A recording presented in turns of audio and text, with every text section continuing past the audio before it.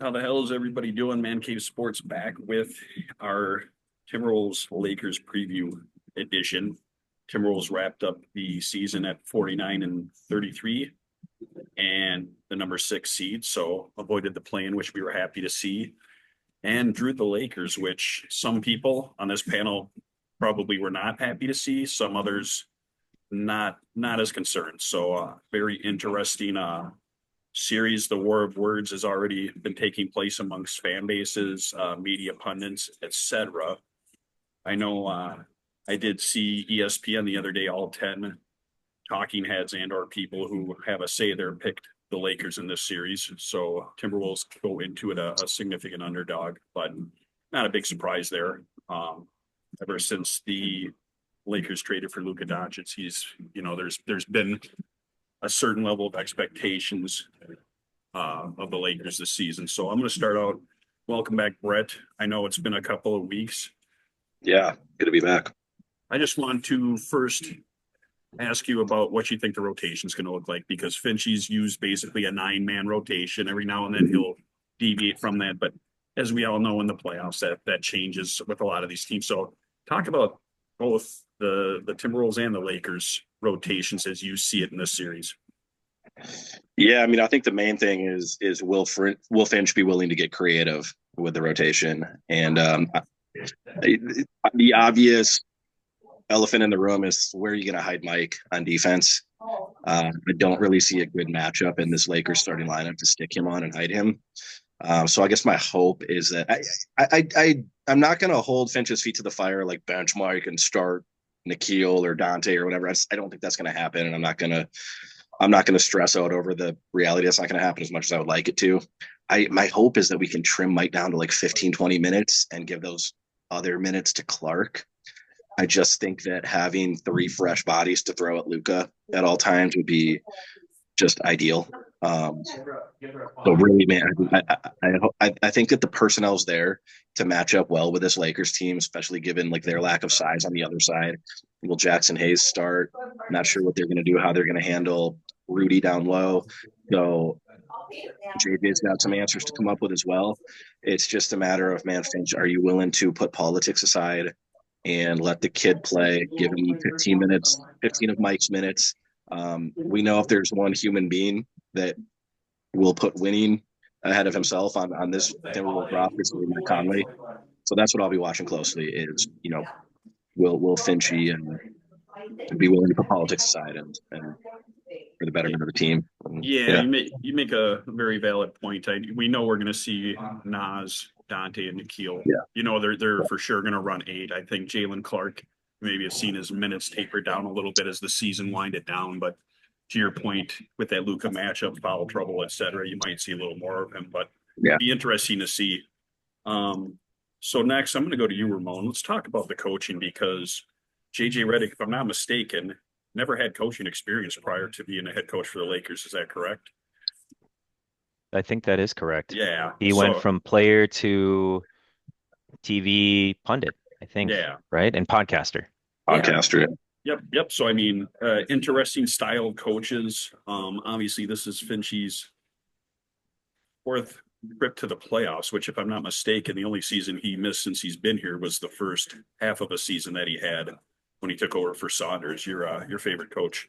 But talk to us a little bit about how much of an impact coaching will have in this series because you got the rookie inexperienced coach versus Finchie, who, let's be honest, a lot of us here on this show question some of the things he does, but just talk about how the coaching, we just talked about the rotations, talk about how the coaching, how important the adjustments, et cetera, that's going to be in this series because I don't think enough people are talking about that nationally right now. Well, you all know I'm a big Finchy guy. I've been apologizing for him all season long. However, I have been a little bit critical of him for being as stubborn as he's been for pretty much the entire season and keeping his 8-man rotation plus a sprinkled 5, 6 minutes for a ninth guy. I think he's going to start. I mean, I don't think there's any doubt that's the way this is going to go. You're going to have that top 8 that we've seen all season. I think the good news about going into the playoffs right now, I don't think there's a single Timberwolf that is really dealing with any significant injury that we're aware of. So and Rudy missed time. Julius missed time, and so Dante missed time, so guys should be pretty fresh. But I mean, Finch has a clear advantage, I think, in terms of experience over JJ Redick, not just overall coaching experience, but also this playoff experience. He's been through it. He's been coached in the play-in. He's coached into the first round. He's coached into the conference finals. He's coached from the back side of the bench because of that leg injury that he had. So he's seen a lot, done a lot. But this series, he's going up against two of the smartest players that the league has seen, LeBron and Luka. And not only, you have JJ Redick, who I do believe is a great basketball mind, but they also have a lot of veteran coaches on there as assistants. But those players, regardless of who their coach is, they're going to make adjustments to what we're trying to do to them. And I believe Finchie will do things. He's had a full week to prepare for the Lakers, so I believe that they're going to be ready. But when things don't go right, talking about Mike Conley, if he's struggling, I think we pretty much know he is going to start game one. But is he going to get a quick hook? Is he going to be out of there in 2, 3 minutes? Hard to say. But I believe Finchie's going to be maybe again, I'm always drinking the Kool-Aid, but I think Finch is going to show some flexibility in this series, and you're going to see him riding the hot hands. You're going to see him pulling guys a little quicker when they are struggling. Because the good news is the Wolves have a lot of options. They can play both big, they can both play small, and they have all these guys, big men, little guys, wings that can get it done. So I think Finch will adjust throughout the series. It remains to be seen how JJ Redick's going to do, but I don't think the big moment's not going to get to him. So Okay. that's all I got. Mr. Steve, I know I've noticed a lot of times this week, basically 80% of the highlights you see are that shot by Luka over Rudy in game two of the Western Conference Finals last year's. And Lakers fans like to remind anybody about that, about it. Ironically, he wasn't on their fucking team. So, they want to celebrate somebody else's or somebody's accomplishment on another team. Great. But a lot of people have this misconception that Rudy Gobert has played off the floor when in fact last year through the first two rounds he had the best plus minus of anybody in the first two rounds of the playoffs overall. And you keep seeing things about the Lakers throwing small ball out there at Rudy or running Rudy off the court and the Timberwolves having to play small ball. What do you think Gobert's impact is going to be in this series? And coming off of, let's be honest, the last month he has played lights out, probably his best basketball, definitely as a Timberwolf, if not during his career. Yeah, I think Rudy's going to end up being huge in this series. I think and I think it's going to be about the rebounding, right? I think if he can stay with the rebounding, and keep cleaning up that glass for us, that's going to be massive, right? Giving us those second chance points, taking away their second chances, right? We know that they're going to shoot a lot of threes. We know that's coming. So we have to be able to clean up the glass when they're hitting their misses there. Hachimura is day to day with a knee, right? So he's not coming in 100% at the power forward spot. Jackson Hayes, he's a big enough dude, but Rudy's impact is going to be cleaning the boards and then relieving pressure from Ant, right? We have to use Rudy to be able to relieve pressure from Ant. We're going to have nights we're going to hit threes. We're going to have nights we're not going to hit threes. So when they're going to try to double Ant or Ant's trying to get downhill, if they're going to try to blitz Ant off the screen, he's got to hit Rudy and Rudy's got to make him pay either at the free throw line or he's got to be hammering it home. None of this dink and dunk stuff. So rebounds and relieving pressure on Ant. I think that's going to be the two biggest things for Rudy. Mr. Knott, I know Yes, you were not looking forward to this series. Let's get the LeBron's LeBron, been doing it for so long. We know what he's capable of. We know that he's been in these playoff moments for the bulk of his career, but it seems that Luka is definitely the boogeyman that everybody's afraid of, based on, let's be honest, his talent and what he did last year in the playoffs. So, what do you think is the key to containing Luka? Because let's be honest, you're not going to stop him. What do the Timberwolves have to do, particularly on the defense and even offensively? Because Luka's been known to sit back and complain to the referees. He's been known to lag on defense. What do the Wolves need to do to get Luka out of his game? Well, no, the first thing when I think about this series, you guys know, I got to make a tinfoil hat just so I can put it on for these moments. Just like, hey guys, here we go. And the first thing I'm worried about, it's been a racket for the NBA for years. The Patrick Ewing envelope and Shaq, where do you want to play? Do you like it cold or hot? You know that was a racket and it was a horrible situation. I just think this guy, Adam Silver, is a little better at hiding it. The one thing that I'm scared of the refs, and I'm scared LeBron swan song, and at the end he'll pass off his imaginary crown to Luca and Bronny, and that guy's so corny. I mean, he's squarer than the state of Kansas, really. It's just dumb. But the containing Luca. What I want LeBron shut down. Put Jaden on LeBron. Don't let him run that offense. We watched him in the Olympics. Everything's got to go through LeBron's tendencies. Throw Jaden on there. And you know what? The X factor for me, Mr. Brett brought it up earlier. He said that Jalen Clark. I think that, we're looking at him getting 8 to 11 every game with all those fouls. Play that game. If all our guys are going to have 3 or 4 fouls, Jalen Clark might play a lot more minutes than you think. And I like that. And here's the other thing I've been kind of thinking about. Julius Randle and Luka kind of got a little rivalry. Maybe we can rotate some of that and have Ant guard AR-15, keep the energy up. We know when he called out Kyrie last year, the first 2 games he was struggling. But let's go. And I'll agree with Mr. Steve. Don't buy into their bait. Let's stay big. Stay big. They're going to try to go small. I hope Finchie pulls that off. All right. Talked a lot about the Lakers and whatnot here, but let's talk a little bit about the Timberwolves. And I want, obviously, the success of the Timberwolves is predicated upon one person's shoulders, Anthony Edwards. And in watching a lot of the highlights this week and just the previews for this series, you've seen a lot of footage of Ant getting double and triple team, et cetera. I think everybody in the free world believes that they are going to do everything to get the ball out of his hands. Brett, what do you think Ant has to do to maintain his composure? Because you can tell earlier in the season it was a concern for him, maybe until he talked to the GOAT MJ, and then how much do his teammates have to step up? Because starting out this series, Ant might struggle to get on the board, but he definitely will be able to help the team in other ways. Yeah, I was actually watching media availability with both Ant and then I think Nikhil even. Nikhil made a comment about just the maturity that Ant showed and letting the guys know that he's really going to have to lean on them, and he absolutely is. It's just going to come down to distributing. He's going to have to be that playmaker. The shots aren't going to be there, but he's got to trust Mike in the corner. He's got to trust Nas. He's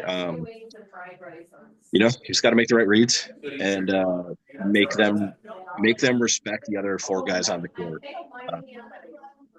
Big part of that's going to be Jaden on offense. I think the version of Jaden that shows up on offense is going to be a big part of how this series shapes out. We can get the Jaden that's moving and cutting and slashing and getting to the rack, and at the same time wearing Luke out a little bit.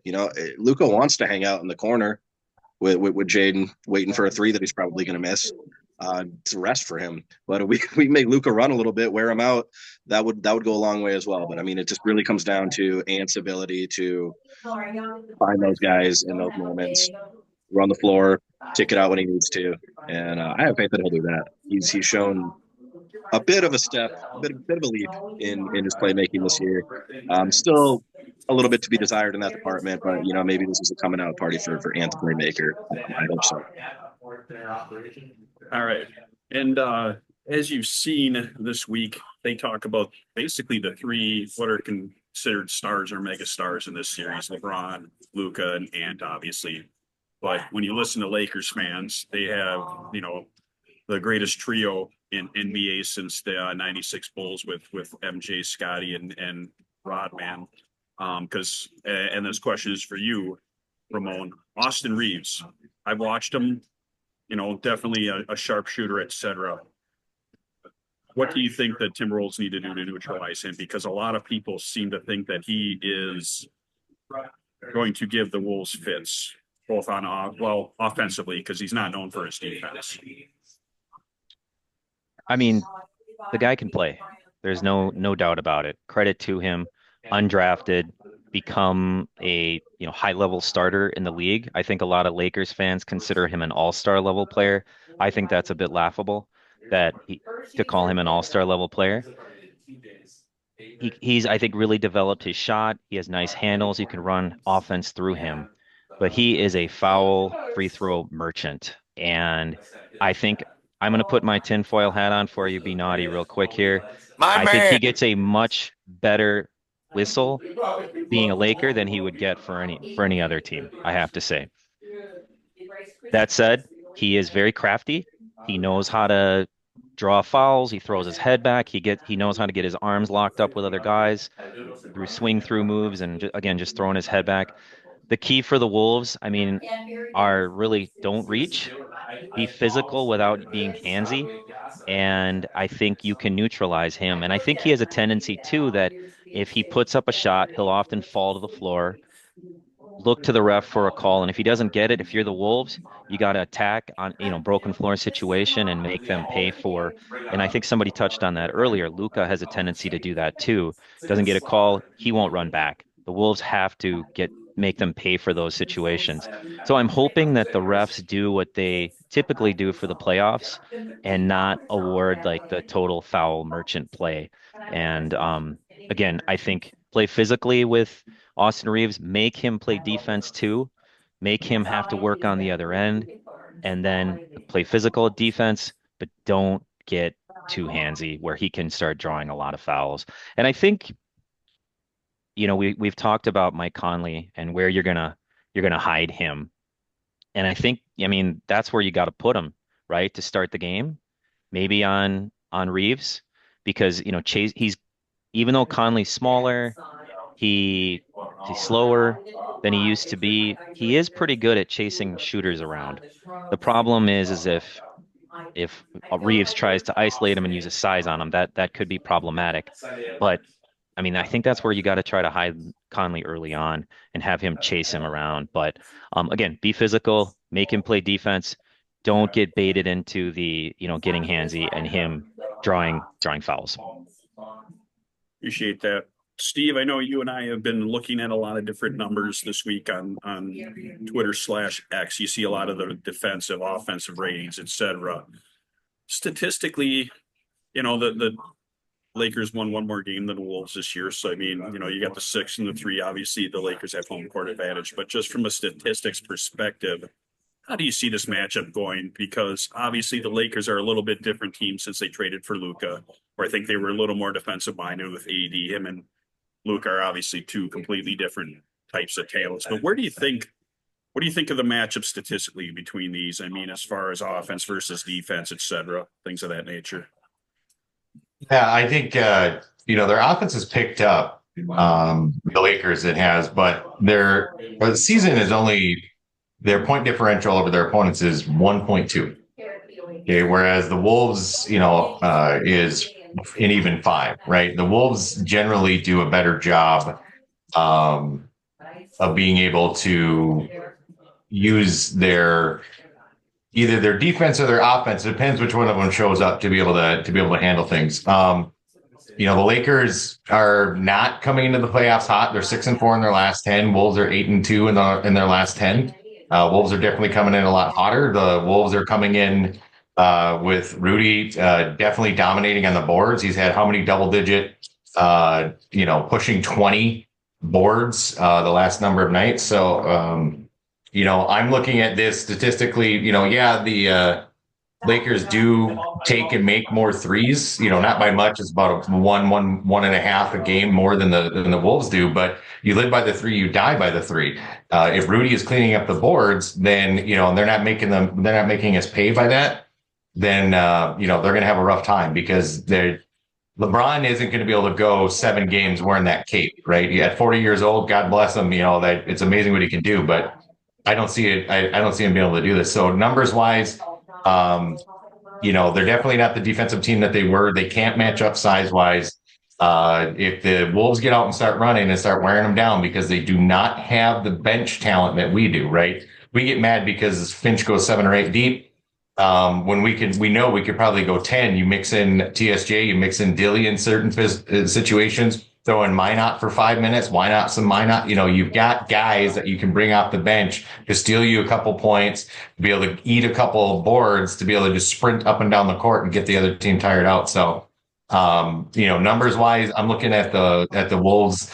They're a better defensive team, and they've got the deeper bench. So that's what I'm looking at. We can go deeper, we can run more, and we've got a big that they can't match. All right, it leads me to my next question for Mr. Knott. And we talked about the benches, obviously, or we talked about the Timberwolves rotation, their bench, et cetera. I mean, they go 8, 9 deep. Some nights they could go 10, 11 if they want to bring in a Minot or a Luka Garza to, get some minutes in. Brian, I've watched enough of the Lakers this year. I know they got Finney Smith. They've got Gabe Vincent, who's familiar with Anthony Edwards' nuts very intimately.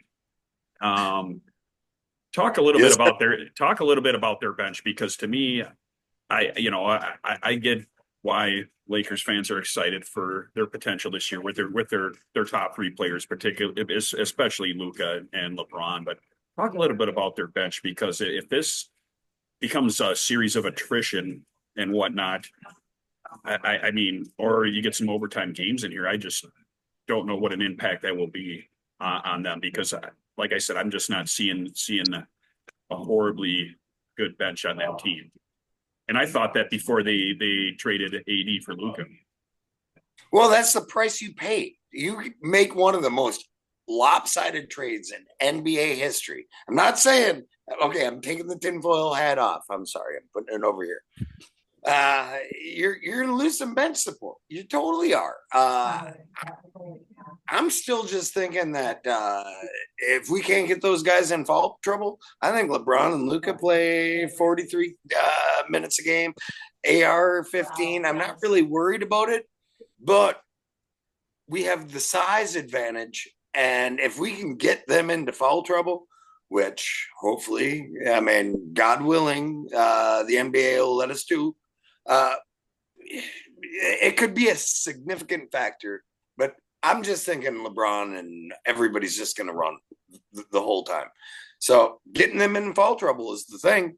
And then we'll worry about that piss poor bench. I mean, there's really not anybody big on there. What's the next guy? Vando? After Jackson Hayes? Yeah, let's just exploit that advantage. Is Vando healthy? I know he's pretty much missed. He's playing. Okay, yeah, I know. Nothing on the injury report. Trying to piss off a guy too. Yeah. Well, Vando's going to be out there trying to stir shit up like he did with Ant that last game, which is fine. You come to expect that. All right, so we're going to ask a couple of questions for everybody on the panel here. I'll start out with this one, but I want to know your X factor. It could be for the Wolves or the Lakers. I'll let you guys choose. And then just why. To me, I just think it was tough for me. I'm thinking of 2 guys right now, Nikhil and Jaden. And I think I'm going to go with Nikhil because I think people underestimate the impact he could have on this series, because he's going to draw some of that Luka assignment. He's going to draw some of that Reeves assignment going in for Conley, because I think everybody here sees the writing on the wall that I'll be surprised if Mike Conley's getting a high amount of minutes this series. I don't mind him starting, but Mike's had an up and down season, but I just think this could be the opportunity. I mean, let's be honest, we're Wolves fans. We see Nikhil all the time. We know he's getting a bag, whether it's with us or somebody else this summer, but I just have this weird feeling that a lot of the national NBA stage that is unfamiliar with his game is going to see something out of him this series. And if the Wolves win, I think he's going to be a huge reason why. So that's my X factor, and that's the player that I really think can shape the series. Brett, who you got? Yeah, just kind of piggyback off Nikhil too. I think the way that he fell off in that Dallas series and he had a really rough Olympics. I don't think he was healthy. I think he was hurt. So hopefully we get a full healthy 100% version of Nikhil, then the world gets to see what he can do. Just harkening back to one of my last takes, I think my X factor is absolutely Jaden. In a series like this with two absolute superstars on the other side of the court, you're going to lean heavily on your elite defender, guy that can guard 1 through 5. So where do we stick Jaden? And then, as I mentioned, I think offensively, dude, if you can, I assume that they're going to try to hide Luka on him. I don't know that they may mix it up on me, but either way, if whoever Luka draws, which I think is going to be Jaden, can make him run a little bit, don't give him a break on defense. Conditioning's always been a question mark for that guy. If we can make him work a little bit, it's going to be that'll go a long way in our ability to compete and hopefully win in this series. So Jaden. A little bit of Rudy, as kind of Steve mentioned, is if he can just hammer it home and take advantage of this size advantages that he's going to have. Rudy definitely was an X factor as well. A big opportunity for Rudy to shut a lot of people up too, and I think he knows that. I think he knows that if he can have a big series against LA on TNT and HBO Max against the highlight demon in Luka Doncic that put him on a video reel for the rest of his life last spring. If he can finally, if he can take that team out, man, that's going to do a lot for the legacy of Rudy. He knows that. But to me, it's X factor really is Jaden to me. A lot of X factors, but the big one's Jaden. Like it. Razor X factor. I mean, I agree with both of you guys. Jaden, Nah, total. I mean, they would have probably been my top two choices, but I'm going to take it a step further and say, speaking of shutting people up, including shutting us up, my X factor, and maybe it's not fair to call him an X factor, it's Julius Randle. He has been criticized roundly by us. He's been criticized all season in the Twitter sphere, all the talk about him, his struggles in the playoffs. I didn't realize how bad his struggles had been in the playoffs. I think 35% career shooting percentage, 25% shooting percentage from three in the playoffs. I think he's been in the playoffs for, in two different seasons, maybe played in 3 or 4 series. Right. People are coming down on him, and deservedly so. He was the main piece of the Karl Anthony Towns trade. He has to play well. He has to be able to play bully ball against what appears to be a pretty small team. I mean, as we've talked about, the Lakers have Jackson Hayes at center, and his backup center is either Jared Vanderbilt, who's probably going to be guarding Ant, or Dorian Finney-Smith, who's probably going to be tasked with guarding Ant. Julius has to take advantage of whoever he's guarding, whether it be LeBron, anybody. He has to go at him hard. He has to limit his turnovers. He has to punish people down low and hit a three occasionally as well. Again, if he plays well, I think the Wolves win this series and without that much trouble, if I'm being honest. So I think it falls on him. I mean, there's so many things it falls on. I want to talk about Dante, but I know I can't keep going. And our bench, because I think our bench is such a big factor. But I will stop there. Julius Randle, X factor. Mr. Steve. Yeah, that's funny because that was actually going to be my X factor as well. The other half of the cat trade, two things for the Wolves: energy level, and the other half of the cat trade. That's going to be our difference maker here. We come out and run. We come out and run them off the court. Where they don't have the bench. Luka can't keep up. He's not physically in shape enough. LeBron's 40. I give the guy a heck of a lot of credit, but he's 40 years old. You keep him sprinting up and down the court. He's going to be tired and going to have to come out. Those legs are going to get tired in the second half. That jump shot's not going to be there, right? So the energy level's got to be up. They got to come out raring out of the gate. They can't do these slow starts because you get into a half court battle back and forth with the Lakers, you're going to lose that, right? That's what LeBron and Luka want to do. They want to play a half court game where they can set you up. They can get their fouls. They can, give, LeBron, baby magic there, the time to read the defense and make his passes.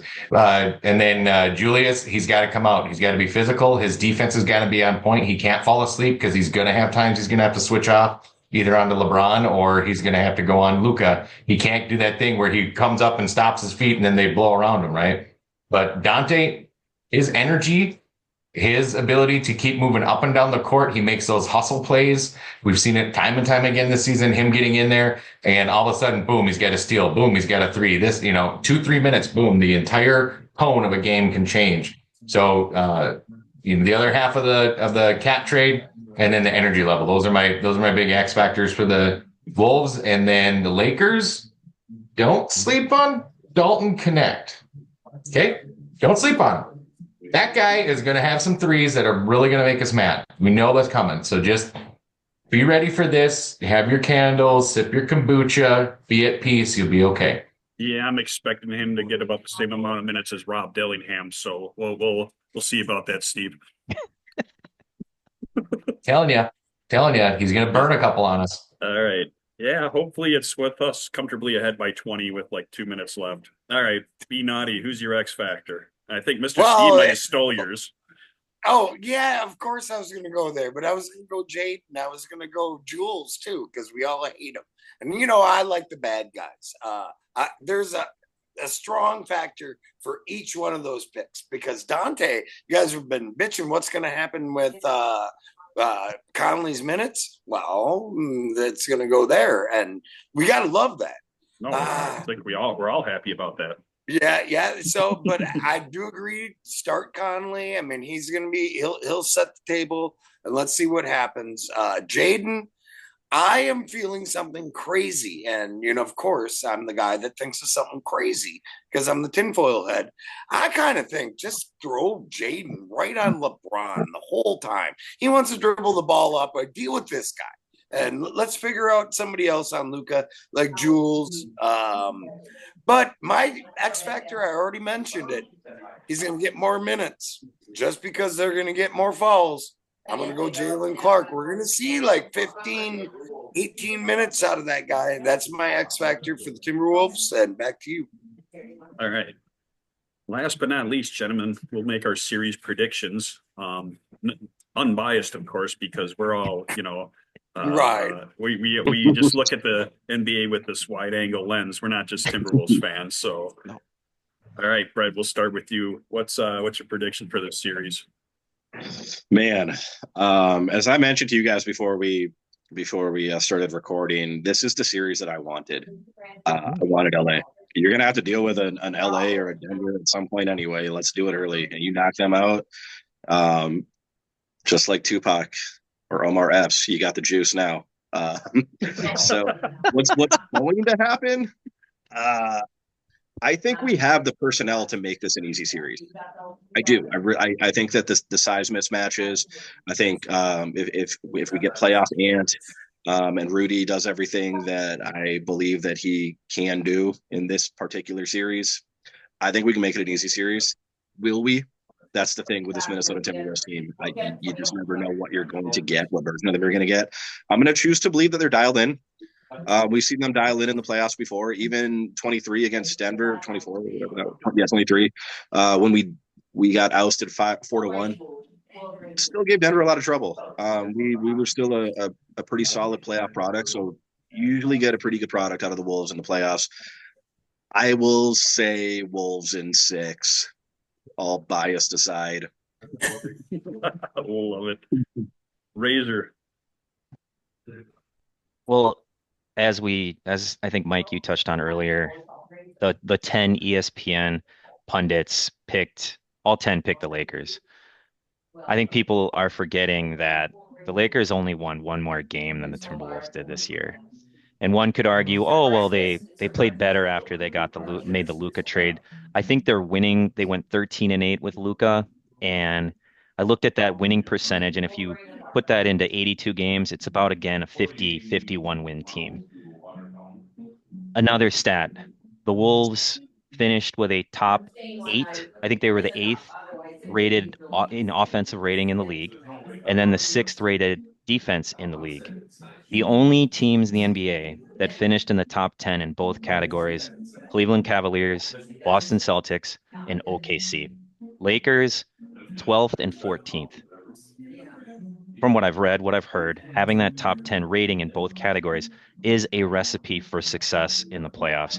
I don't think anybody's taking those things into account in this series. The Wolves have a better bench. The Wolves can play several styles. We can play big. We can go small and spread the floor if need be, and just more horses to put out there. And I do think Jaden, we've talked about him being an X factor. His stats have gotten better from regular season to playoffs, and now this will be his third experience in the playoffs. So that's a big thing. And I think he maybe despite the narrative, I think he did okay in one-on-one coverage with Luka last year. And then there's playoff Ant. This is his opportunity to go from, perennial all-star level player. If he can knock off the Lakers on this stage, I mean, they're going to be the night game, right? The prime time game, I think, every night that they play. He's going to go to another level in terms of his stardom. I'm with Brett. I'm picking the Lakers, excuse me, the Wolves in 6. Looking like LeBron with that one that they were throwing all week, where that gif that I've seen all over the internet. So, all right, Mr. Steve, what you got? Vincenzo for 3. Playoff Ant dunks on everybody. Nas Reed, Wolves in 5. Love it. Love it. Be naughty. You did not want this matchup, so I'm very interested to see what you have. Yeah, LeBron's got his own little special whistle, and so is Luka. And they're all going to be flopping all around and crying, and they're going to obviously because they're the primetime team, and I believe it's a conspiracy. They're going to get their thing. All right, I usually am like the guy that goes the opposite here, just because. But I'm going to tell you this: if we win that first game, Wolves in 6. If we don't, the series is going to go 7 games, and I don't like it. Okay. Well, it's a little bit different. Hey, I'm just being honest here. Hey, no, I like it. You got the one there. Obviously, game 1's very important. Very important. Do remember this? Last year, the Timberwolves won more games on the road in the playoffs than they did at home. So I don't think the road. One. If they win that first one, Wolves in 6. Yeah, and I'm sure nobody here is surprised. I'm going to echo the same sentiment as most of us here. That my prediction, even before you guys said the same thing, is Wolves in 6. I don't know. I have a good feeling about this series, and I might be sitting here a week from now kicking myself and saying something to the contrary. But I've witnessed Anthony Edwards every year take his game to another level. And unfortunately, I don't like when people like Stephen A. Smith get on the bandwagon and start running their mouths like he did this week. But a lot of what he said actually makes a little sense, man. And I think he's up for the challenge. And I don't know if you guys want to see some stuff. In fact, I'll text it to you after this. KG and Paul Pierce talking about this series is gold. And I'll tell you what, and KG knows Ant a little bit. They did the Sprite commercial, obviously they're Timberwolves. I think they'll get to know each other a lot better now that chicken wing douchebag Glenn Taylor is out of the picture. Bro, that's unnecessary. But I'm just saying. You know what? That's bones. Yeah, whatever. You and go get some chicken wings and read the strip. Anyways, KG sees something in Ant, and you can see it when he talks about him. Obviously, they've met. I think they're going to spend a lot more time. I mean, you guys see the rumors that A-Rod and Mark Lowry plan to bring KG into some kind of official capacity with the team. So I think his influence on Ant's going to be spectacular going forward. But I just think Ant's going to take it to another level. His playoff numbers are comparable to what he averaged this year. But remember, every year he would up like his statistics 2 or 3 per, points, rebounds, assists in the playoffs. And you guys have seen Ant in the playoffs. He's just a different monster. If he's got to go downhill, he's got to go downhill. So I just got to say, I'm looking forward to this series. I mean, remember this, the ultimate goal is the championship, and who the hell cares who you have to go through? I mean, and in general, I'm excited for the NBA. There's some good matchups. I mean, even tonight's games, I'm excited for the playoffs. I see quality in all of these matchups, with the exception perhaps of the Celtics and Magic. I think that one's just going to be abysmal. But Bloodbath. I think if Miami wins tonight, and they don't have Jimmy buckets there, but I think they can still stretch Cleveland to 5 or 6 games. I think you're going to see some great playoffs. I'm excited for it. And go Wolves, gentlemen. Before we go, I do want to say this: if you guys are interested, not so much tomorrow night, but possibly game 2, doing halftime shows live, perhaps on a different platform too, like a Twitter. Let's start shaking shit up next week, man. I want to do it. So, and this is the perfect time to do it. So with that, gentlemen, appreciate it. That is our Hungry Like the Wolves playoff preview. We will be back next week for sure, via the YouTube channel or somewhere else, but expect to see more of us as the playoffs progress. So thanks for watching. Take care. Thank you, gentlemen.